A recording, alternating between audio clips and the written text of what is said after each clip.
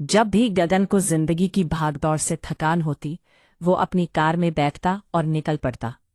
कभी पहाड़ों की ओर, कभी समुद्र के किनारे, तो कभी भारत के छोटे छोटे गांवों में। उसकी कार, एक सफेद रंग की, हमेशा उसे एक नए सवेरे की तरह रोमांचित करती। गगन को उसकी गाड़ी की गंध, जो इधर उधर घूमने पर भी ताज़ा रहती थी, बहुत भाती थी। वो उसकी गाड़ी में बैठता और अपनी समस्याओं को भूल जाता। लेकिन एक अजीब बात थी। हर बार जब गगन और उसकी कार भारत की सड़कों पर घूमने निकलते, तो कुछ न कुछ खो ही जाता। शुरुआत में ये छोटी छोटी चीजें थीं। कभी उसका पसंदीदा पेन, कभी चश्मा, तो कभी कोई पुरानी डायरी। गगन इसे अपनी लापरवाही मानकर नजरअंदाज कर देता, परंतु ये सब एक संकेत की तरह था, जो उसे उसके अंदर की ओर खींच रहा था। एक दिन जब वो राजस्थान के रेगिस्तान में ड्राइव कर रहा था, तो सूरज ढल रहा था और आसमान नारंगी रंग में रंगा हुआ था। सूरज की रोशनी ने रेगिस्तान की रेत पर अद्भुत छायाएं डाली थी।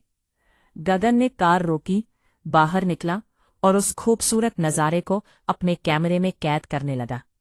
जब वो वापस कार में बैठा, तो उसे एहसास हुआ कि उसका बटुआ गायब है।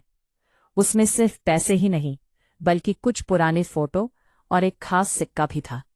6 पैसे का, जो वो बचपन से संभाल कर रखता आया था। अजीब है, गगन बुदबुदाया। इतनी बार चीजें खो जाती हैं, पर ये 6 पैसे वाला सिक्का, ये तो बहुत कीमती था।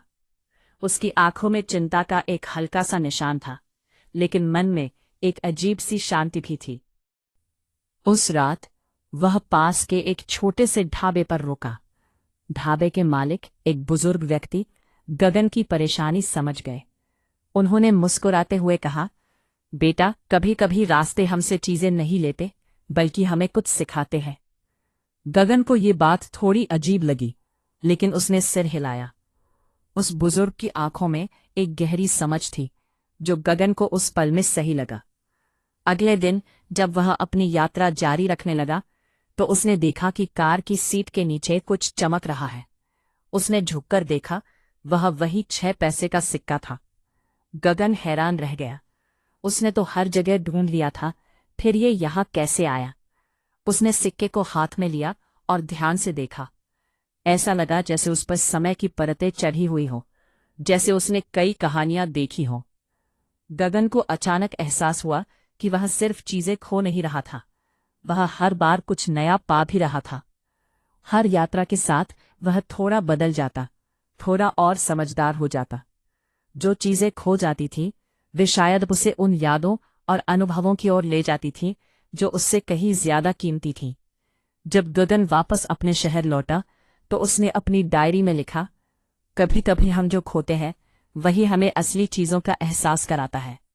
और शायद कुछ चीजें कभी सच में खोती ही नहीं, वे बस हमें ढूंढने का मौका देती हैं। अब गगन जब भी अपनी कार लेकर निकलता, तो उसे चीजें खोने का डर नहीं रहता, क्योंकि उसे पता था, हर खोई हुई चीज के पीछे एक नई कहानी छुपी होती है।